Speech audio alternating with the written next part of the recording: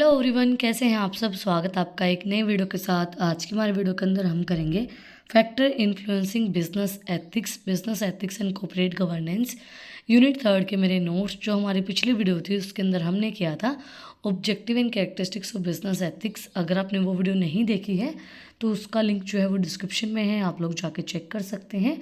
और अगर आप चैनल पे नए हैं तो सबसे पहले चैनल को जाके सब्सक्राइब करें, बेल आइकन प्रेस करें फॉर न्यू अपडेट्स। तो हम स्टार्ट करते हैं। Factors influencing business ethics.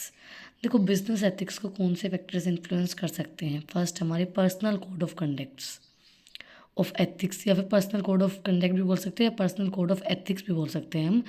Legalisation, leadership, government rules and regulation, ethical code of the company, social pressure, ethical climate of the industry. आप सभी ने देखा होगा पर्सनल चीज़ें कई बार बहुत ज़्यादा अफेक्ट कर जाती हैं। अब पर्सनली कुछ भी हो सकता है, आपका नेचर, भाई आपकी फैमिली की वजह से, तो वो चीज़ें इन्फ्लुएंस कर सकती हैं आपके बिजनेस को भी, बिजनेस एथिक्स को भी। देखो, कई बार क्या होता है, किसी इंसान का नेचर बहुत ज़्यादा अच्छा हो जाता है, किसी का इतना ज़्यादा अच्छा नहीं होता। कोई मतलब बिलीव करता है कि मुझे ज़्यादा से ज़्यादा चीज़ें दान देनी चाहिए, कई लोग नहीं करते हैं। तो पर्सनल कोड ऑफ एथिक्स भी उस चीज़ को डिफाइन करते हैं, इन्फ्लुएंस करते हैं। A personal code of ethics which is what one considered moral is the primary responsible after influencing his behaviour. उनका एक कंसिडरेशन होता है कि मतलब क्या चीज़ उनको वो कंसिडर्ड में लेके आते हैं, क्या चीज़ उनको अच्छी लगती है, क्या वो पर्सनली। ये नहीं होता कि पर्सनल सेटिस्फेक्शन के लिए आप एथिक्स को भूल जाते हो, एक साइड कर देते हो जो हमारे बिजनेस एथिक्स होते हैं, फिर आप पर्सनली उस चीज़ से सेटिस्फाई होने के लिए वो चीज़ करते हैं। एग्जाम्पल दिया गया है, Ratan Tata, chairman of Tata Groups, is known for his personal code of ethics that lead to a high brand value of the Tata Groups and employees satisfaction। Ratan Tata को आप सभी जानते होंगे। रतन टाटा जो ग्रुप है वो पर्सनल कोड ऑफ एथिक्स की वजह से ही जाना जाता है। उन्होंने बहुत सी अपनी संपत्ति जो है वो दान में दे दी है, और उनकी हाई ब्रांड वैल्यू है बहुत ज़्यादा ऑफ टाटा ग्रुप्स की, और एम्प्लॉयज़ भी उनसे बहुत ज़्यादा सेटिस्फाई हैं। एम्प्लॉय सेटिस्फेक्शन भी उनके लिए मैटर करती है, तो वो चीज़ आती है पर्सनल कोड ऑफ एथिक्स के अंदर। सेकेंड फैक्टर है legalisation. It is already stated that the government will intervene and enact laws only when the businessmen become too unethical and selfish and totally ignore their responsibility to society.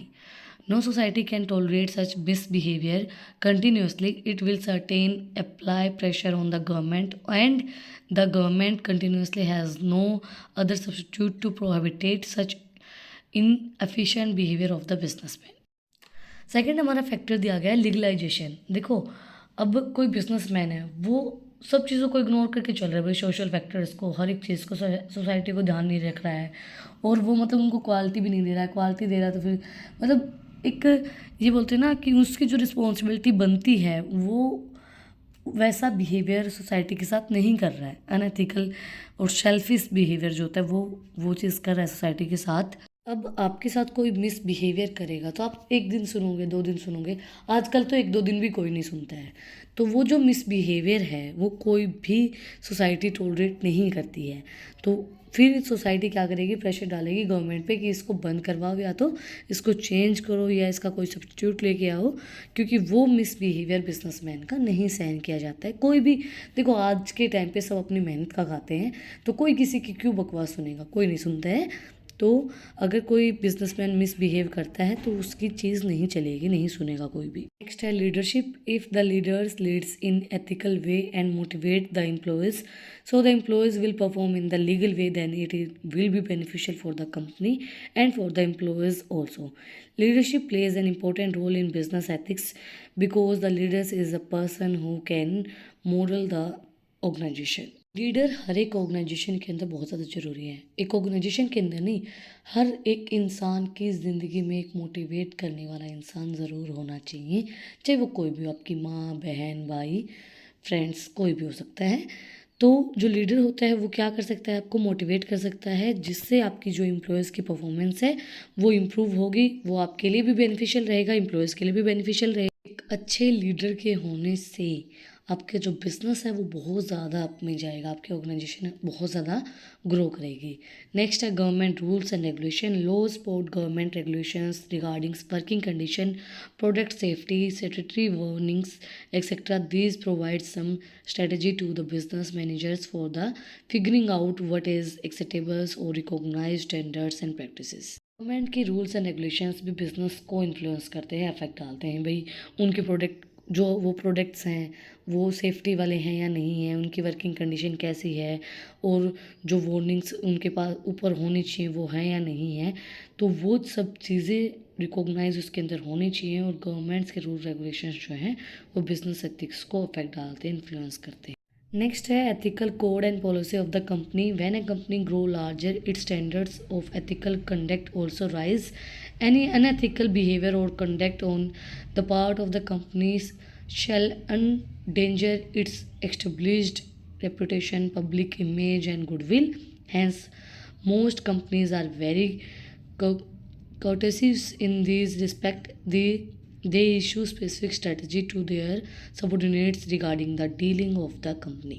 इस चीज़ पे मुझे एक बहुत अच्छा example याद आ रहा है। मैंने कल ही सुना, मेरे भाई ने मुझे बताया कि एल्विश यादव एक यूट्यूबर है, उसकी किसी बंदे के साथ लड़ाई हो गई और उसने मतलब वो बोला कि उसने मारपीट की उस लड़के के साथ, उनकी बातें वगैरह कुछ हुई होगी, पता नहीं मुझे।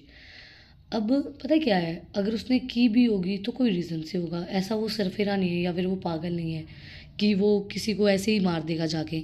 उसको भी पता है अब तेरा सोसाइटी के अंदर नाम है, तेरे को लोग जानते हैं, तो वो ऐसा मिसबिहेवियर नहीं करेगा। कोई ना कोई रीज़न रहा होगा जो उसने ऐसा कुछ किया भी है, तो मुझे नहीं पता किया है या नहीं किया है, बट मैंने सुना था, न्यूज़ में भी बहुत चल रहा था और वीडियोस भी बहुत ज़्यादा आगे आ रही थी उस चीज़ की, तो मुझे लगा। अब ऐसा ही ऑर्गेनाइजेशन के साथ होता है। अगर ऑर्गेनाइजेशन कुछ भी गलत सलत बोलती है, कोई कंपनी का कोई बंदा बोलता है, कोई स्टाफ के अंदर एचआर वगैरह कोई कुछ बोलता है, तो वो रेपुटेशन को अफेक्ट डालता है पब्लिक के अंदर कि भाई इनके तो ऐसा कुछ है, उनकी गुडविल के ऊपर अफेक्ट पड़ेगा, उनकी इमेज के ऊपर अफेक्ट पड़ेगा। अब कुछ लोग ऐसे हैं कि जो इस बात को सुन के एलविश यादव को अनफॉलो भी कर रहे हैं, बट ऐसा कुछ नहीं है। जिसको पता है कि भाई वो कैसा है वो कैसा नहीं है, जो उसके व्लॉग्स वगैरह देखते होंगे, तो उनको इस चीज़ के बारे में पता होगा। लेकिन अब हर इंसान को तो नहीं पता, तो वो रेपुटेशन को, चीज़ को, गुडविल को ख़राब करती है और आपकी इमेज को ख़राब करती है वो चीज़। तो उसी तरीके से ऑर्गेनाइजेशन के अंदर होता है। अगर आपका एथिकल बिहेवियर नहीं है तो आपकी रेपुटेशन, पब्लिक इमेज आपकी ख़राब हो जाएगी। नेक्स्ट हमारा पॉइंट है social pressures. Social forces and pressures have a considerable influence on ethic in business. If a company supplies substandard products and get involved in unethical conduct, the consumers will become different towards the company. Social forces and pressures जो हैं वो consider किए जाते हैं ethics behaviour के अंदर, business के अंदर। कंपनी जो है उसके सबऑर्डिनेट्स प्रोडक्ट्स हैं उसके अंदर इन्वॉल्व किया जाता है कि कोई भी अनएथिकल कंडक्ट्स नहीं होने चाहिए। कंज्यूमर्स के साथ, कस्टमर्स के साथ एक अच्छा बिहेवियर होना चाहिए। अगर आप कस्टमर्स के साथ अच्छा बिहेवियर नहीं करेंगे तो फिर आपकी कंपनी नहीं रन कर सकती है। भाई कंज्यूमर, कस्टमर्स हमारे भगवान होते हैं, तो वो जो हमारे सोशल प्रेशर्स होते हैं वो इन्फ्लुएंस करते हैं बिजनेस एथिक्स को भी। क्योंकि अगर सोशल फैक्टर्स आपके अच्छे नहीं हैं, प्रेशर अगर है उसके ऊपर, फोर्सेस जो हैं वो इन्फ्लुएंस करेंगे बिजनेस को भी। लास्ट बट नॉट लीस्ट हमारा ethical climate of the industry. The modern industry today is working in any more and more competitive atmosphere. Hence, only those firms which strictly adhere to the ethical code can retain their position unaffected in their lines of a business. Ethical climate of industry भी हमारा business ethics को affect करता है। भाई उनका climate अच्छा नहीं है, एटमॉस्फेयर अच्छा नहीं है, कम्पिटिटिव एटमॉस्फेयर है। मॉडर्न जो हमारी इंडस्ट्रीज़ हैं वर्क कर रही हैं कम्पिटिटिव एटमॉस्फेयर के अंदर, तो जो वो एटमॉस्फेयर होता है वो आपके एथिकल कोड्स को अफेक्ट डालता है। अनअफेक्टेड जो हमारी बिजनेस लाइन होती है वो रिटेन करती हैं इससे। एंड जो एथिकल क्लाइमेट है हमारा इंडस्ट्री का, एटमॉस्फेयर है, देखो एटमॉस्फेयर हर एक चीज़ को अफेक्ट करता है। आपका जैसा एटमॉस्फेयर होगा वो एटमॉस्फेयर आपके बिजनेस एथिक्स को भी अफेक्ट डालेगा। तो इसी के साथ आज का जो हमारा टॉपिक है फैक्टर्स इन्फ्लुएंसिंग बिजनेस एथिक्स, कौन से फैक्टर्स इन्फ्लुएंस करते हैं बिजनेस एथिक्स को, वो कंप्लीट हो गए हैं। अगर आपको आज की वीडियो पसंद आई तो आप लोग को पता ही क्या करना है, कमेंट सेक्शन में मुझे बताना है कि आपको वीडियो कैसी लगी। कोई भी डाउट है तो वो भी आप लोग कमेंट सेक्शन मुझसे पूछ सकते हैं। और अगर आपको इन टॉपिक्स की PDF चाहिए तो टेलीग्राम चैनल का लिंक भी डिस्क्रिप्शन में है, वहाँ पे भी जाके आप मुझे फॉलो कर सकते हैं। फिर मिलते हैं एक नए वीडियो के साथ, एक नए टॉपिक के साथ। और भी इंटरेस्टिंग रील्स देखने के लिए इंस्टाग्राम चैनल का लिंक भी डिस्क्रिप्शन में है, प्लीज़ मुझे वहाँ पे जाके फॉलो। कोई डाउट है तो आप लोग मुझे DM करके पूछ सकते हैं, मैं आपका ज़रूर रिप्लाई करूँगी। फिर मिलते हैं एक नए वीडियो के साथ, एक नए टॉपिक के साथ। Like share and subscribe. Thank you for watching my video.